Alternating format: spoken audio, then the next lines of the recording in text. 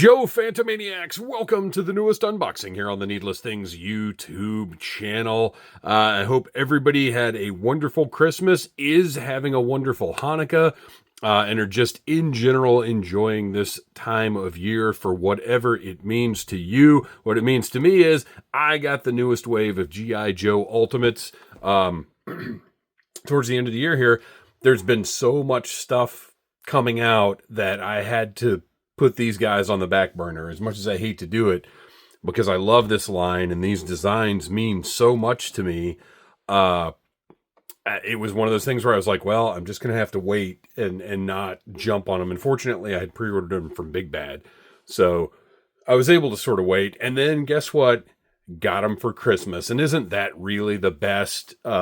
So I've got the entire wave, and I was like, okay, great, next week, those will be my reviews. And then I remembered we have an Audible Interlude live stream on Monday. Not only that, it is our year-end spectacular. And I don't generally post regular reviews on the days we have a live stream. So I am reviewing Roadblock today. And then the Tuesday, Wednesday, Thursday of next week, I will get to Major Blood, The Crimson Guard, and CoverGirl. Not necessarily in that order. So I'm really excited to have these. I'm starting with Roadblock because, I mean, he is key to the cartoon. And I'm just thrilled to finally have this guy and be able to put him on the shelf. This is the new Super 7 style packaging. Does not come with the outer cardboard shipping container. Does not come with the sleeve. I don't care. Whatever they need to do to keep the pricing, where it is, yeah, let's do it. Send it to me in a paper bag. I don't care. I've got a Sunbow computer-style file card on the back. Some graphics of Roadblock in action from the cartoon. Let's get in here and open this big guy up. You know what I realized? I'm going to have to get up and grab one of the other ones because I am interested size-wise if he's significantly bigger than the other figures. At first glance, he seems to be, man, he looks so cartoony. Like, just look at the aesthetics of this figure. He really looks like he just stepped straight out of the cartoon. Although, that does not preclude him from having action figure accessories, which I love. I mean, this is one of the reasons I love Super 7, because, yes, they are creating a cartoon-accurate version of Roadblock, but because one of their big things is accessories, they're going to go in there and they're going to give us accessories that are legit to the original figure. Maybe a little bent up, unfortunately. We'll heat that up. It'll be fine, but that is pretty bendy. So the belt, not removable, permanently affixed into the .50 caliber.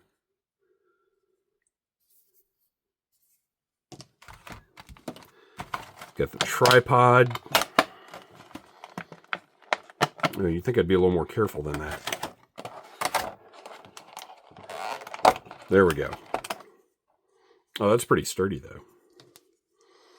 The tripod is a harder plastic than the .50 caliber, the Ma Deuce.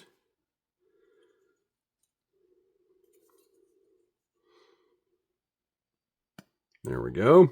All right.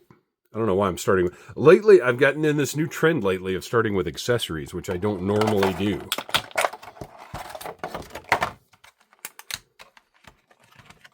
These tabs.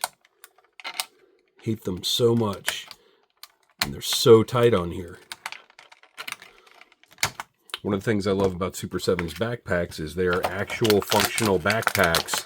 I love the little sort of quirks of the company, like when they're doing wrestling figures that come with soft goods shirts. The quote that I love that I've mentioned a few times is, well, I don't have Velcro on the back of my shirt. Look, that box appears to come off, but I certainly don't want to force it. I'm just going to leave that alone. It does have the storage for the tripod. We'll take a closer look at that in a minute, if I can actually get to the figure. So I don't know the future. Gosh, I feel like the trays are a little... I think everybody's trays have been a little harder plastic lately, and it's kind of frustrating because while I haven't broken any accessories yet because of it, the potential is certainly there, and I don't care for that. The future of the G.I. Joe Ultimates line. First of all, I'm kind of surprised we haven't seen a deluxe yet. And I wonder, so you saw my review of the Cobra Mortal, or at least I hope you did. You should go check it out if you didn't. And the Cobra Mortal, even though it came out around the same time as these, if not a bit later, still has the sleeve.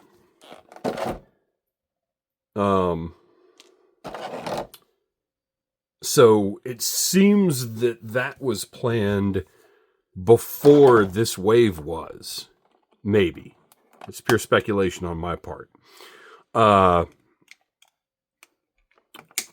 it seemed to me like maybe Red Laser would have been a good candidate for a deluxe. And I don't know what their business model is for deluxes yet.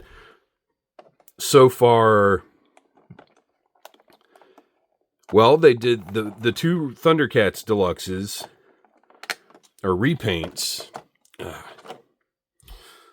But then the Papa Emeritus is a completely, well, not completely different version because they're all somewhat similar. I'm actually kind of frustrated they haven't done a Cardinal Copia yet. So we've got two Thundercats repaints. They did an ODB that is basically a re-release with less accessories. I think the Biggie was the same thing.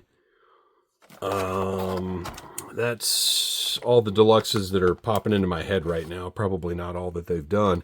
But anyway, it seems that there are no strict rules for deluxe figures. And it seems to me like Red Laser would have been a really good candidate. Gosh, this is so tight. I can't even pull it out enough to get to it. It seems like Red Laser would have been a good candidate for a deluxe, but if it was planned before deluxe was like an option, then, maybe that just wasn't something that could happen.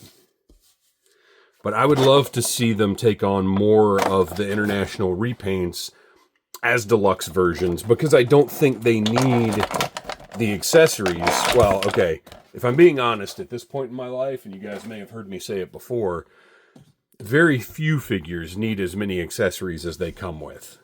I know that's heresy in this day and age, but, oh, look at that. See, I am a fan of the way they do this. Well, okay, wait a minute. So this is attached at the shoulders. That abdominal joint is tight. So he can move at the waist. Oh, look at the paint, though. Hang on, let me do a little zoom here. Actually got paint on the buckles of that web gear. Oh, and then the belt is a different color as well. Looks really nice. That abdominal crunch doesn't want to loosen up. The waist moves pretty well. But your range is a little bit limited by the fact this is attached to the shoulders. But I don't know how else you do this. If it's not attached up here, it's just going to be falling off all the time.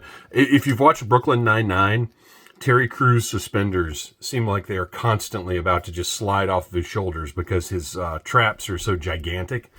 And you'd have the same thing here with these just sliding off. And I wouldn't necessarily want them sculpted into the figure either. Yeah, that is not budging. We'll see if heating that up helps it at all.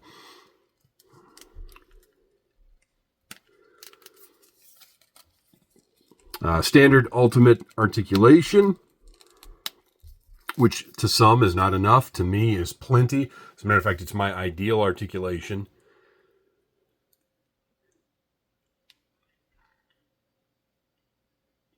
This is just sort of a neutral, serious Roadblock portrait. I will absolutely not be displaying him with that portrait. Look at those orange pants. Great. Got the holster on the side. This super, super skinny knife. A sheath for that over there. Standard modern articulation ankles. Boots, again, simplified Sunbow look. And let's see. I don't have any Ultimates sitting here in the workshop, even though I just opened up Hachiman finally. He is 7.5 inches, which I believe makes him a little bit bigger. I'm going to have to go grab somebody else so we can do a little comparison. All right, here's Duke, who is, of course, front and center in my Joes, and he is just a little bit shorter than Marvin. 7 inches. That's what I was thinking the standard Ultimate height was 7 inches, because they are called 7-inch scale, which, as I mentioned to Brian Flynn during my interview with him, which you should check out here on the Needless Things YouTube channel, that drives me nuts, but it's industry standard now, so what are you going to do?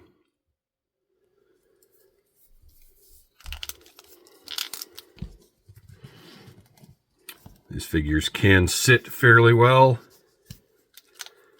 I do not imagine we're getting any Ultimate vehicles in the future, but who knows?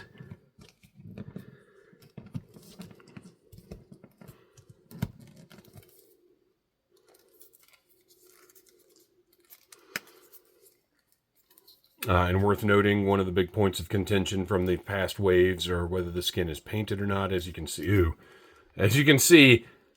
little error back there. It is painted. That's not going to bother me. Of course, I'd rather not see it, but I probably won't very often. But his skin looks great.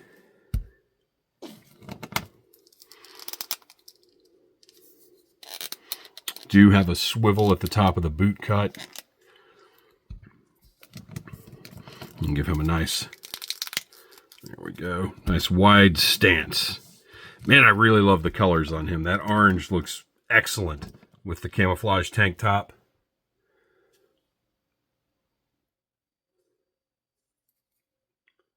Really nice look. Got good heft, good size. This is the Roadblock I grew up with as a kid. As much as I loved the figure and played with it like crazy, this is what Roadblock looked like to me, thanks to Sunbow. We've got some alternate portraits. We've got this big smiling portrait, which I love.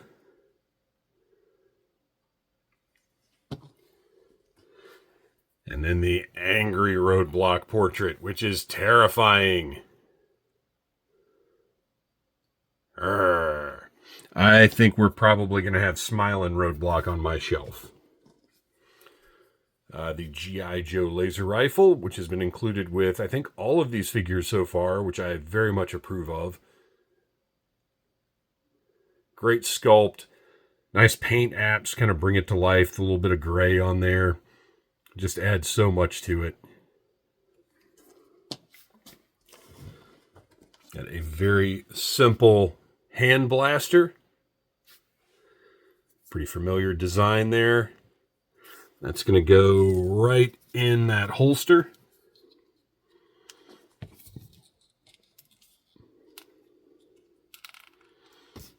Good to go. A very teensy, petite little knife. Almost like a 4... Look at that. It's like a 4-sided blade. Is that like a cooking implement? Is it more of a skewer? So that is going to go right there. And I actually like those weapons matching their respective storage spots because it's I mean, that's animation, you know? That's what they do in cartoons. He is never going to use that knife. He is never going to draw that hand blaster. He's got a couple of C-grips here for interacting with accessories. A couple of trigger finger hands that I do wish were up and down rather than side to side.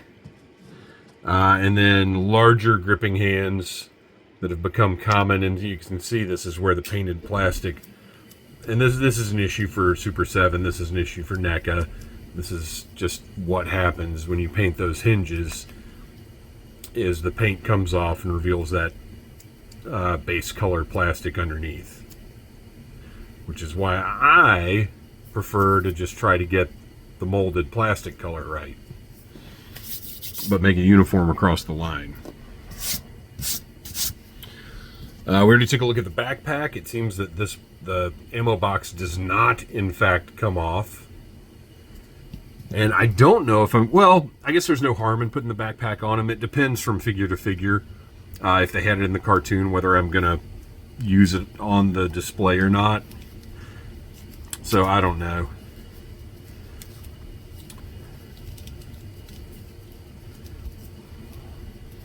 Gotta get that kind of centered over his web gear.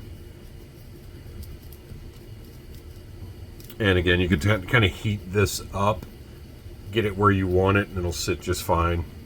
And it fits like an actual backpack, as opposed to just floating on his back. I like that. Let's see, let's go ahead and swap out. The right hand is for sure going to be a trigger finger hand.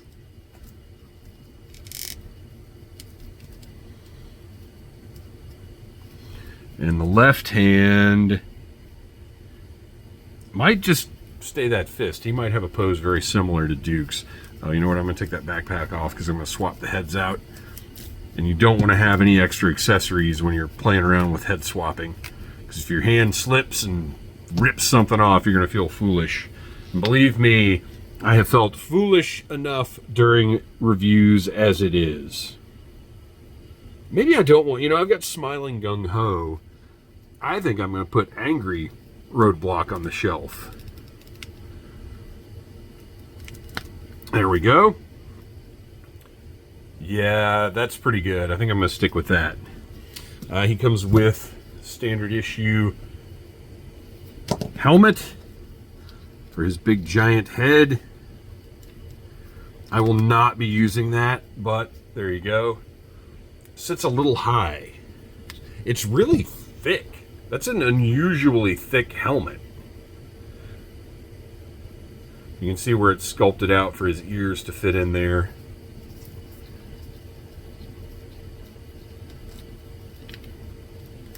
Oh, there we go. I think I had it on a little bit wrong. There, that's much better. But I'm not going to be using that helmet, so we're just going to put that to the side. And then finally, we already took a look at the bent up Ma Deuce. I will not be displaying him with this either. But that's, you can get, well, here, we should demonstrate his capability to hold this. Don't need the tripod. Go ahead and stick that on the backpack that I'm probably going to end up not using. Oh, see, I wish they had put the belt on the other side, because if I were to have him use this,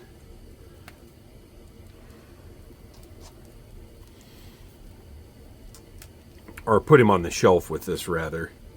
Well, and again, that goes back to, I also wish his trigger finger hands had up-down hinges rather than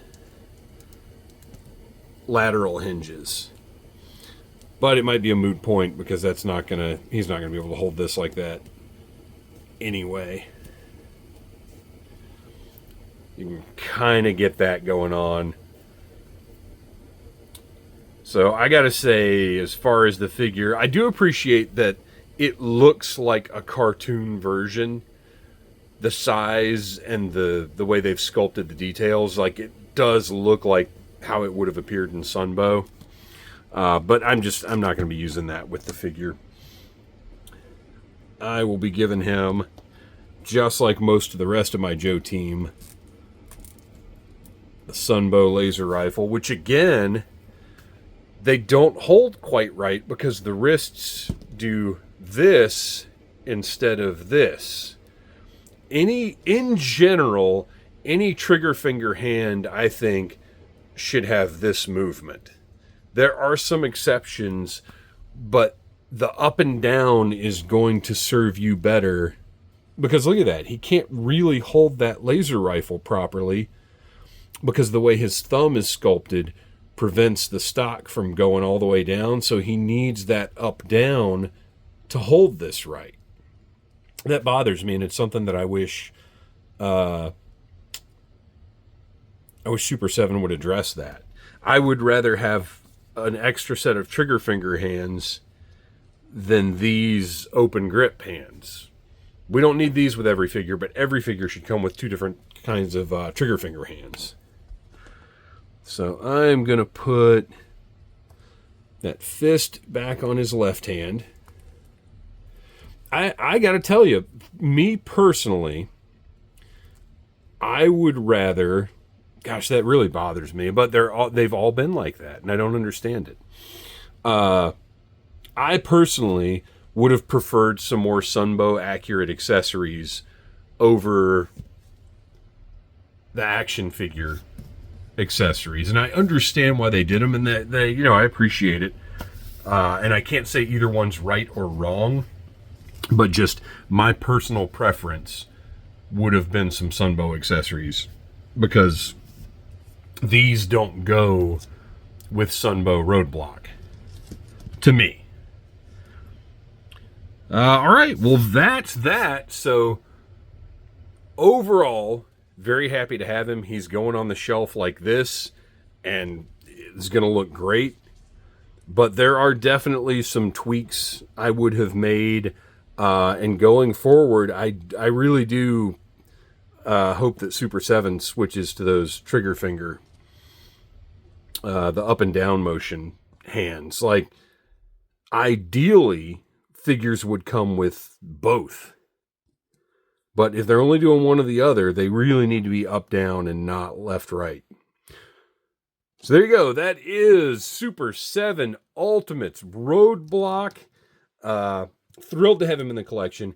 Can't wait to review the next 3. So next week, tune in for Major Blood, the Crimson Guard, and CoverGirl. Thank you for watching. Please like, subscribe, share, tell your friends about Needless Things. And until next time, buy what you like. Yo, Joe. Smash that like button if you like Needless Things.